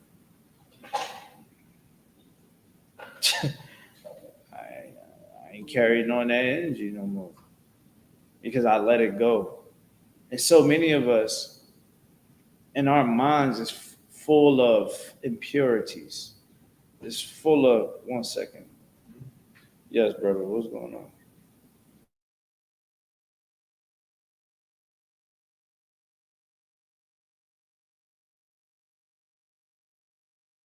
My little brother rushing me to come get me. He want to be with his big brother. No sweat. But like I was saying, so many of us, man, we have so many impurities in our mind is because we're doing the drugs. We indulge into lasciviousness. Right. You know, we indulge in the wrong way of thinking. Right. I ask a lot of sisters, right? They say, well, I put out a post this week. I said, you know, you should stay with your baby father. You know, you say it's hard to be a single mother. Why don't you just stay with your baby father? Right. And I heard a lot of, well, he was this, he was that, he was this, he was that. And the same day I seen this sister, I felt bad for her. And I said, sis, Lord be with you.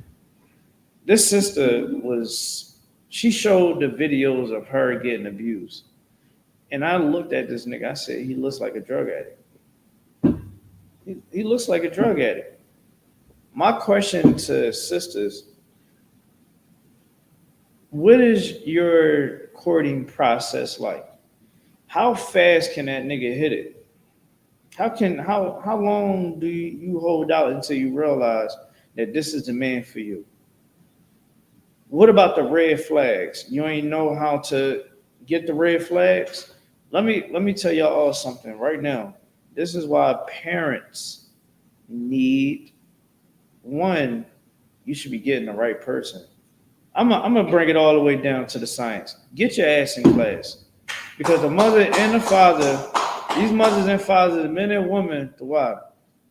These men and women out here don't understand what it means to be a leader.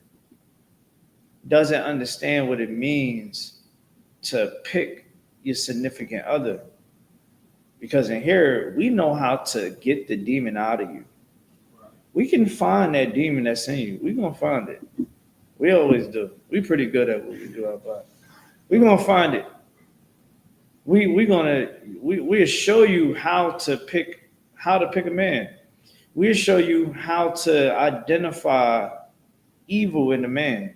And brothers, we'll show you how to identify evil in a woman. Sister, you want to find out if this man is going to be a good man to you? You should, if that nigga got kids, you should see if he's still with those damn kids. You should try to get as much of the drop that you can. Y'all investigate very well when you got the man.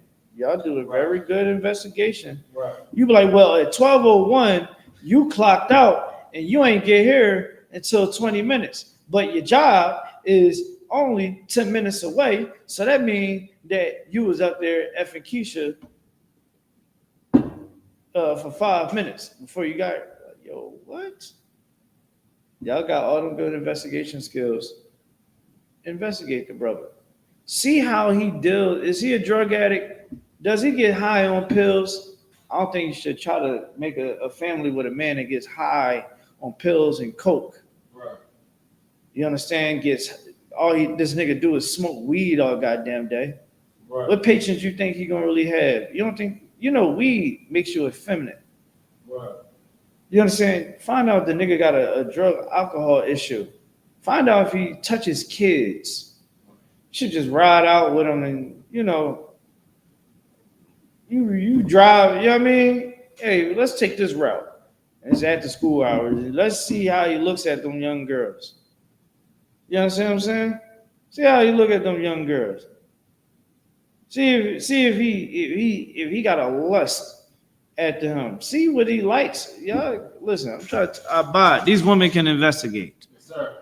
They know what you liked on social media. Right. You're like, how the hell you know what I liked?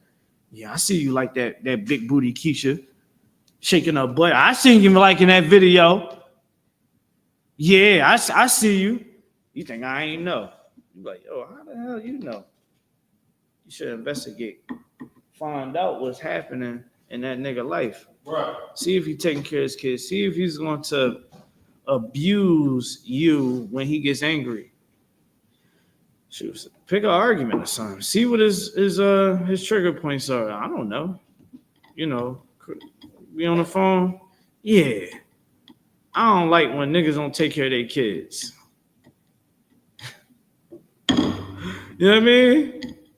You're gonna have to investigate. Get in class and you'll get more of the scoop. You brothers out there. Number one thing I always do, I speak out against child support. Right. I'm like, yeah, man. You know about, man, such, man. You know what I hate? I hate when that child support thing, man. I hate family court. As soon as she say, well, this ain't gonna work. Hey, my dog in the oven, I'm gonna have to call you back. What? Click. Yeah, let me hit you back, shorty. Hang up on that. I'm cool. Right. You know what I'm saying? She want to get an abortion, she will abort your baby if she don't want it. I was talking to one sister, man. I wanted her bad. Then we talked about kids and all that. And somewhere in the conversation, she got very serious about aborting the baby, talking about she don't want no kids. I'm aborted. I'm thinking that she might be joking around, like making a little joke. She a jokester, but she was dead serious. I said, oh, this ain't gonna work. You know what I'm saying? And I tell you this though. I tell you this. Well, everything that we've been talking about tonight, right? Talking about what's happening in America. We're talking about right now about just a man and a woman and how we go about our relationships, right? The one thing that we got to understand is that we have to be highly aware of what's going on around us. Right? The man need the woman need the man. I ain't about all of that bullshit with hating women. I love women. That's why I get them pregnant. You understand? I love women so much I put baby in them. And I love them and care for them. I have patience and deal with all the stuff that come with it because I understand the value of a woman, thanks to God. And the black woman, you understand, you got to love the man. All of this battle of the sexes, it don't work because the kids get destroyed in the middle of it. We see it all the time. We should be ashamed that we are going to family court in droves because we can't pick correctly. I seen a sister get her ass beat online. I mean, she was getting her ass beat. The nigga had a knife in his hand. She said that he broke her eye socket. And then she later said that his friends was getting mad. The fact that she exposed them. And I was just like, this is why I only rock with men that's in the I.S.U.P.K. Right. You understand? Now, I got a couple brothers that's outside of the school. I ain't going to say that. You know what I mean? I got a couple of brothers that show their loyalty. You know what I mean? We got some years, all right. But when it comes to this truth, man, nothing come before this damn truth, man. Right. Nothing come before this truth, because none of my niggas would never try to tell a woman that I'd abuse to be quiet about it and get mad. No, they'll get mad at me. Right. Niggas be calling my phone, hey, where you at? They probably be ready to whip my ass. And I wouldn't be mad at them. Because we got to protect our sisters and we got to protect our brothers. Right. Fuck all this red pill nonsense. All that, oh, well, the black woman is she's the problem. And, you know, y'all niggas love these hoes. Y'all love these hoes. Am I lying about? These niggas love hoes. And then you want to try to talk down on them. But you love them. Come on, man. These sisters need our guidance. And y'all sisters, y'all need to accept our guidance. Get your ass in class. Understand this Bible. Learn how to cover up that funky butt. Learn the truth about this damn world that we living in, so your kids won't be a product of it. We tired of seeing your kids ending up in jail or ending up in down dirt 6 feet under. We tired of it. Right. Brothers, we tired of seeing y'all all strung out on drugs and going to jail. One brother, man, I mean, this brother called me like every 6 months and be like, yeah, man, you know, I'm struggling, man. You know, I just got out of jail. Nigga, why are you just not in class? Every time you stop coming to class, you end up in some bullshit. You like, yeah, I know, man. I'm like, hey, brother, listen, let me tell you something. All I'm going to tell you to do is get in class. I ain't about to give you no song, no speech, or none of that. You know what's going to happen. And you seeing that the Lord is about to really give you a fatal blow. You understand? You better do what you got to do. I don't know where he at. Lord be with him. You know what I mean? But at the end of the day, we're going to teach this truth. Right. We're going to stand on it, and we're going to give you the weaponry that you need to succeed. Again, man and woman, we need one another. All this hatred that we have towards one another, we can't even get together and take care of these damn kids, is pathetic, man. It's insane. All right, let's keep, I think he was holding something. We still got the rest of the video. Let's keep watching the rest of the video. You can watch the rest of the video. Sir.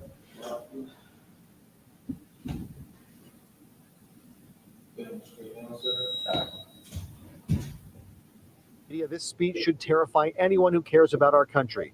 Declaring war on our nation's cities and using our troops as political pawns is what dictators do. This man cares about nothing but his own ego and power. And LA Mayor Karen Bass tweeting, take it from a mayor whose city has been targeted by the federal government once. Nothing about this is normal. The last time the federal government tried to do this, Los Angeles stood firm. Our city will never accept a military occupation. So we also got some insight during this 73-minute speech by the president today into issues like why he insists that cities like Los Angeles or Chicago or Baltimore look like war zones when that's clearly not the case. He talked about a situation this week in a conversation with the governor of Oregon. The president had threatened to send troops to Portland. The governor said, we don't need them here. And the president said, unless I'm being shown fake video, it looks like World War II in Portland. Well, it turns out the video he had been shown was from 2020. And the president thought it was from today. Reporting live in downtown. Donald Trump is an idiot. Oh my gosh. So I'm gonna tell you how bad that is. If he can deal with something that's domestic and don't have the full detail, and he is going off of I'm trying not to use profanity. He's going off an effing video that he has no context to and just trying to say, oh, I'm sending the truth there. dog, do you understand that that is the most dumbest thing you can do as a leader that have power? Like Commander YAHANNA would never send us somewhere that we really don't need to be at. Right. Like that's like Commander YAHANNA trying to tell us to go to, I don't know, he tell us to go to Penn's Landing because there's supposed to be something going on there. You get what I'm saying? Like he wouldn't tell us to go to the Penn's Landing, and he don't got the full detail of what's going on there, right? But because Donald Trump is incompetent and Donald Trump is just an idiot. Hey, sir, hey, let's get Officer Mariah here. Brother, we were just watching a video where Donald Trump was ready to bring in troops. He was pushing this whole thing all week. I'm about to bring in troops because it looked like World War II in Portland. Do you understand that that was a video of 2020 riots of George Floyd? He had to, what I seen. He had to renege on it. Now I was telling the people, I'm like, that's Commander YAHANNA would never tell us to go to Broad and Susquehanna because he seen a video that was bad there, and then come to find out that was like 2018. He's gonna get the whole scoop before we would. Yeah, like he would Commander YAHANNA with the full scoop of what's going on. Well, when was the video taken? What's the news on it?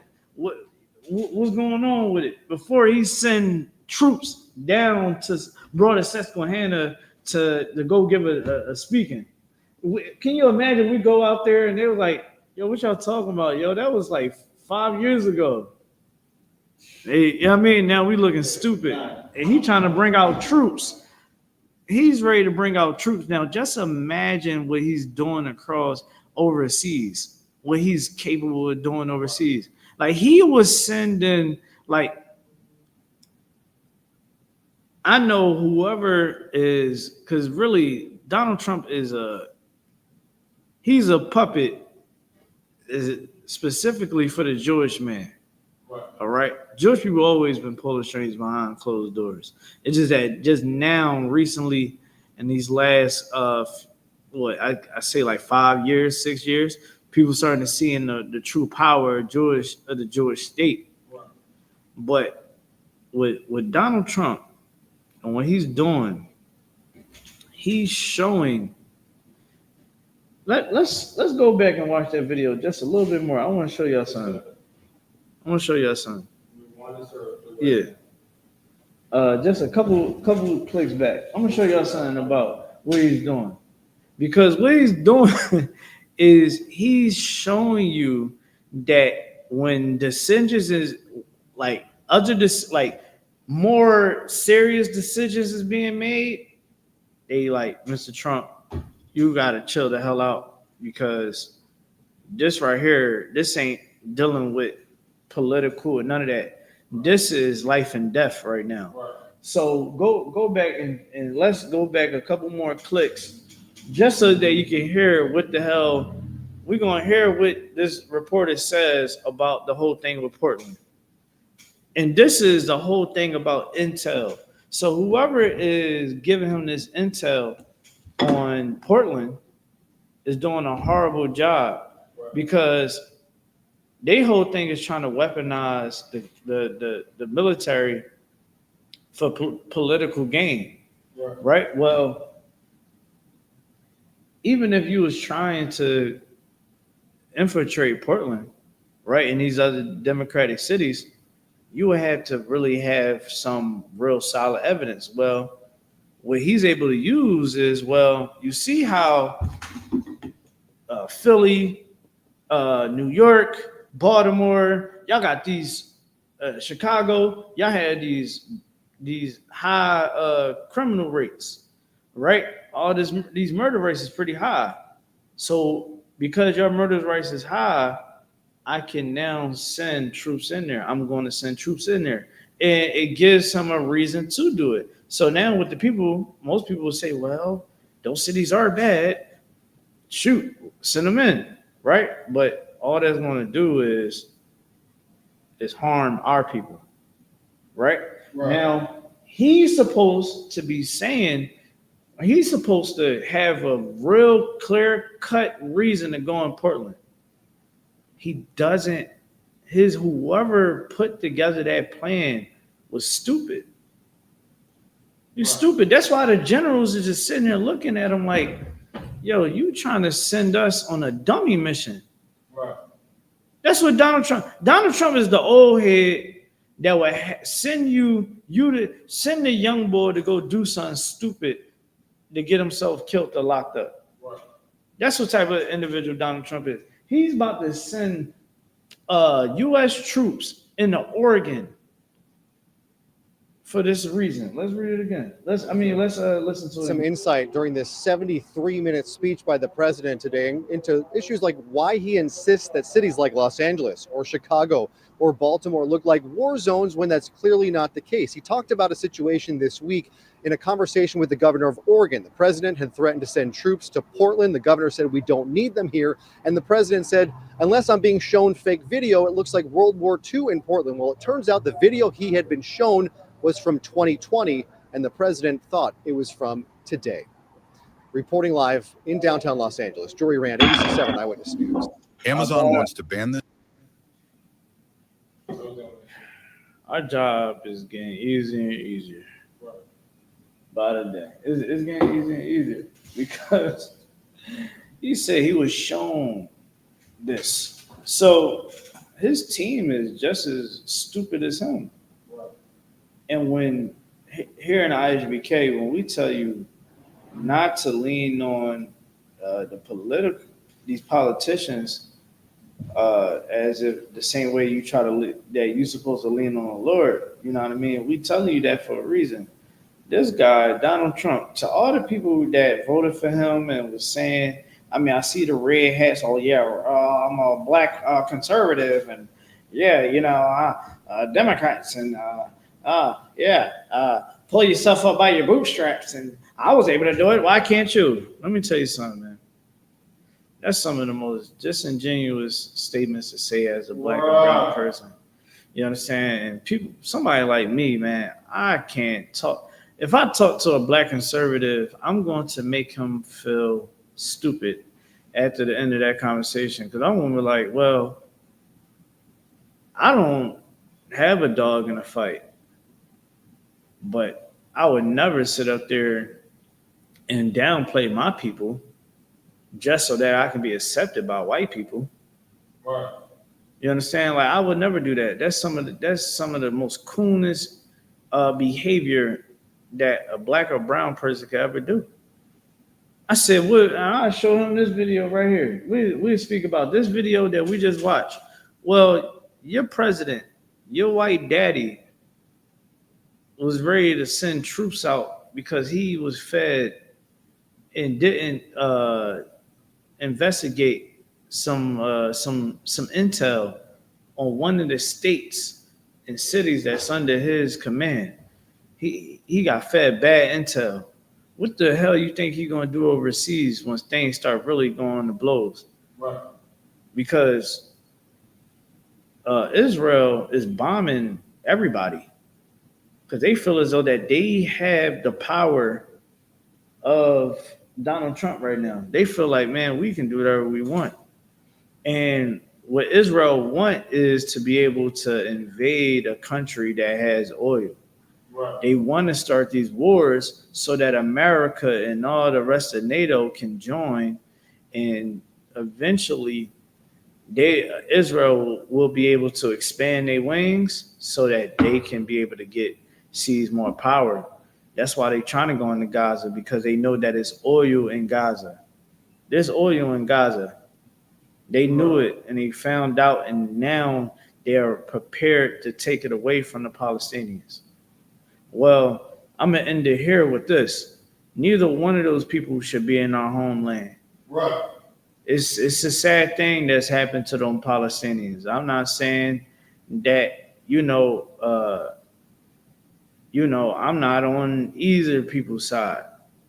But one thing for sure, is when the righteous rule, Right.